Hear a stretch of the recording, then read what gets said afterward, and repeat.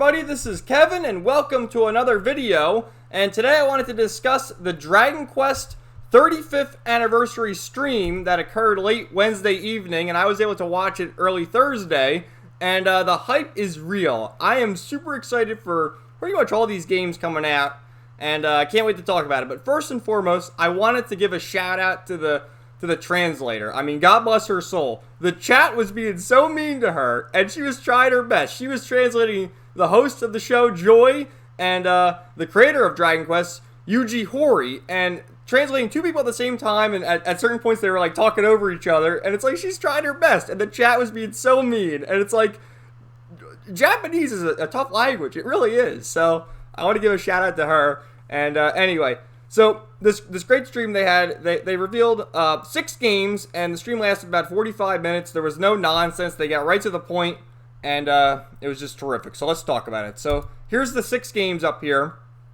and of course it was all in Japanese, and you know, because honestly in the West, Dragon Quest is still sort of a niche thing. I mean, Dragon Quest 11 sold really well, and I think restored the faith in a lot of Dragon Quest fans of like, oh, this series still has so much momentum. But it still is sort of niche over here, whereas, you know, in Japan, they love it. So, first and foremost, the first game they revealed in the top left corner, I forget the name, obviously, because it's in Japanese too, but it's a mobile phone game, and I really have no interest in it. You know, it's like a puzzle game, and the people in Japan are into the mobile games. That's why the Switch sold so well, because they're constantly on the go. They don't really drive a whole lot. They sort of take public transit and buses and stuff. So while they're traversing, you know, throughout their day, they're killing time, playing video games, playing on the Switch, playing mobile phone games. And that's why you saw too Hironobu Sakaguchi, the creator of Final Fantasy, who's since left and has his own company of Mistwalker. He actually just released a game called Fantasian, I believe. And that's only on Apple devices, which kind of sucks because I wanted to play it and I don't have any of the crapple nonsense. But, you know, there's a lot of these JRPGs that are on mobile phones. You got to look, and there really are. So that game's coming out in, like, soon. It's coming out in 2021, I know that. But, like I said, I really have no interest because it's a mobile phone game. I could care less. Then the next thing they reveal, you'll see in the right there, there's 2 Dragon Quest X. Now, Dragon Quest X is, you know, their version of Final Fantasy XIV, and it's actually celebrating 10 years now. But the thing is, and a lot of people over here have been asking for it for years, is it's only been released in Japan. There's no Western release, there's no English release, and a lot of the people watching the stream thought we were going to get like a Western release finally, but we're not. It's just another patch or whatever, and the reason why there's 2 versions there is because you have the MMO version with the patch, play with other people online, and I guess they're also releasing an offline mode to just play the story, and I guess not pay a fee or whatever. So, you know, I really don't have an interest in MMOs because, like I said, I've never really played them. I played RuneScape back in the day, but that's about it. But who knows, if you guys keep pestering them, who knows, maybe you'll get a Western release, I don't know. So, the next game to be revealed in the bottom left there, Dragon Quest III HD 2D. And the hype for that is unreal. So the creator or one of the producers behind that game was heavily involved in this game here, Octopath Traveler for the Nintendo Switch, which is a game that I really do like in principle. I played it like halfway through it. It's a long game. You basically pick 8 characters, and you see here it's like the pixel art. It harkens back to the SNES JRPG days. But I don't know, something happened because there's 4 chapters for each character, and I got to like chapter 2 on each character, and I stopped playing for some reason. I need to get back. I should probably just start a new game and start over again. But because just the way the game looks, the music, it's classic turn-based stuff. It's sort of similar to the Bravely Default games, which is another cool thing on the Switch as well. So we got the trailer for that, which I'm going to show you and react to it. We'll see how that goes. We're doing new stuff on the channel here. So let's make myself a little small. And, oh man, it was just, I got goosebumps watching this. This was terrific, especially the intro here. So let's watch.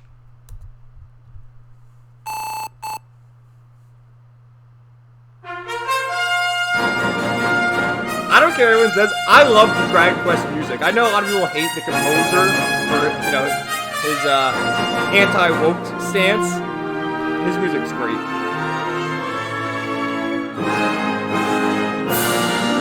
Look at that. Look how beautiful it is.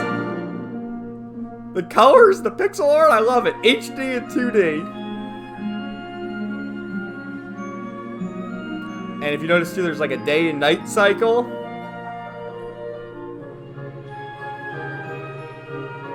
I love the sprites. Oh man, I think it looks terrific. It looks just like Octopath Traveler, really.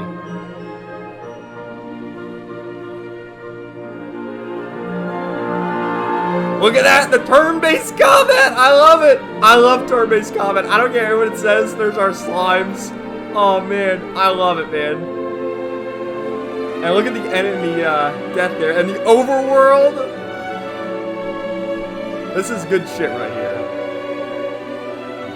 Like I said, the day-night cycle.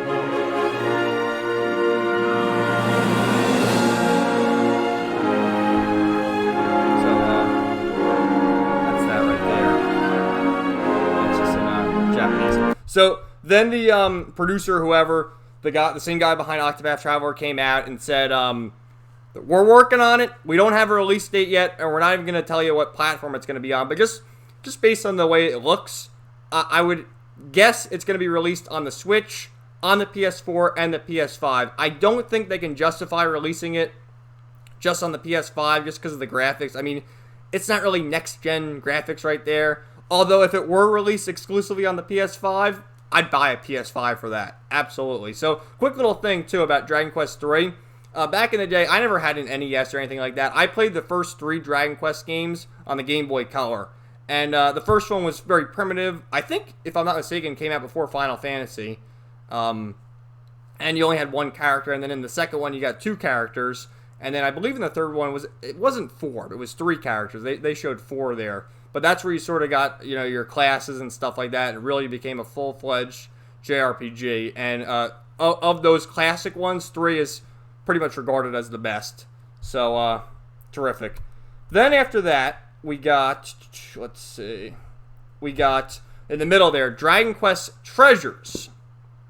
So, this game follows the characters Eric and Mia from Dragon Quest XI. And, to me, it looked like a platformer. And actually, I'm going to show you this. Talk about based. This is one of the creators behind that game. And this fucker came out wearing a Bullet Club shirt, which is like a wrestling faction from New Japan Wrestling. And he's like one of the head producers behind that game. And essentially he said, because it looked like a platformer. They're going around like hunting treasure and stuff.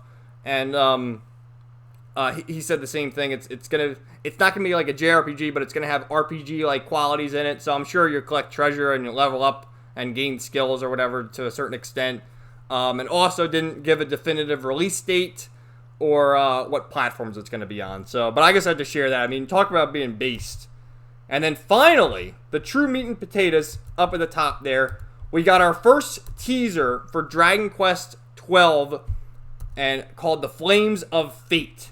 And I'm going to show you the trailer for that.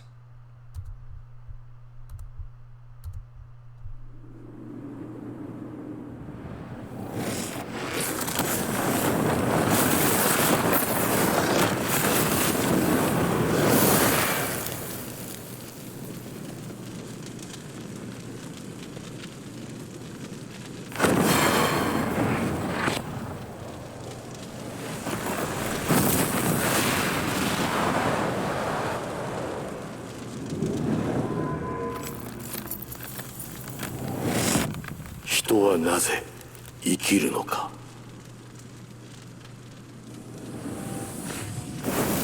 ドラゴンクエスト12、選ばれし運命の炎。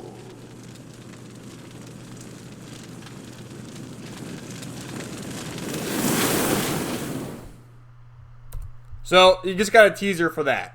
And Yuji Horii spoke, and that's where the translator got a lot of shit, because Joy, the host of this event, kept saying, "Oh, Horii-san, tell us more, tell us more." And he's like, no, I can't say. And he said it's just a teaser, which, fair enough. And it didn't reveal like what platform it's going to be on, but I would hazard a guess. I don't think we're going to see this game until like 2023 or 2024, because if that's all we got, there's like no actual trailer, and I don't think we're going to get anything at E3 in terms of more of a trailer, because like you saw with Dragon Quest 3 Remake there, or HD 2D, whatever they want to call it, there's actual trailer there with gameplay. Nothing to show for it with 12 yet, so I think it's a little bit ways off, but they wanted to show it because, you know, it's the 35th anniversary. You want to at least announce something. So, and then something that he said which sort of ruffled a lot of people's feathers is the fact that it's not going to be turn-based. At least that's the assumption that people have made. He said it's going to be a different kind of active command or whatever, and he mentioned that you're going to be able to make choices.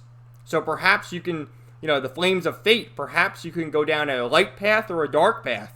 And he mentioned, too, that this is a game for mature people, for the people that grew up playing the Dragon Quest games, who have played all of them and know what's going on, know all the references and stuff. And sort of like you see what's going on with Final Fantasy 16, too.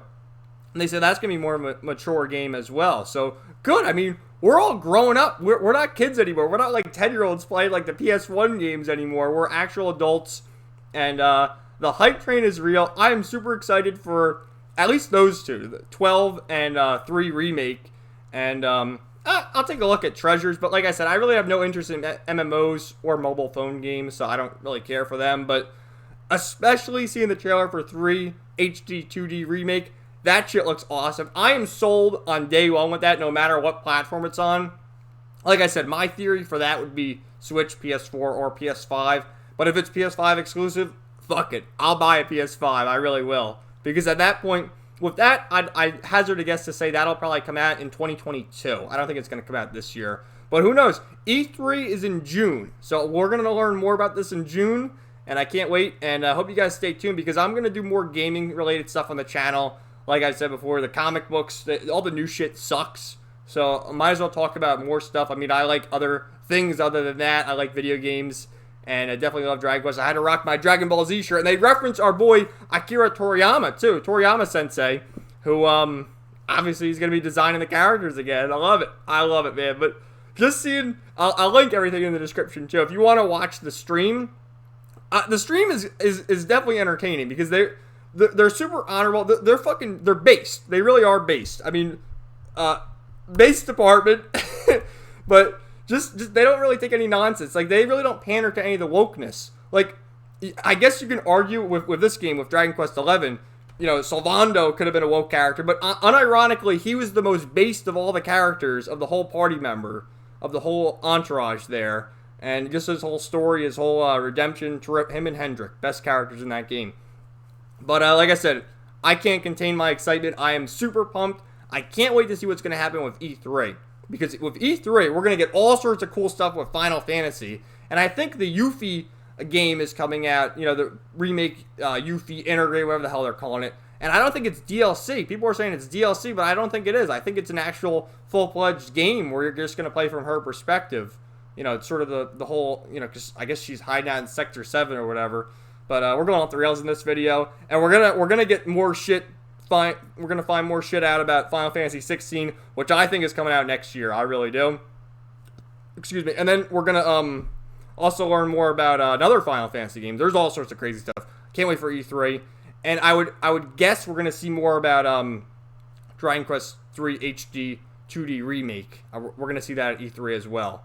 But I don't think we're going to see anything with 12 for some time. They just had to throw it out there that they're working on it, because it's the 35th anniversary. But anyway, thank you guys for watching. Let me know your thoughts in the comments down below, which game you're most excited for, and stay tuned for more videos coming soon. Have a great day, everybody.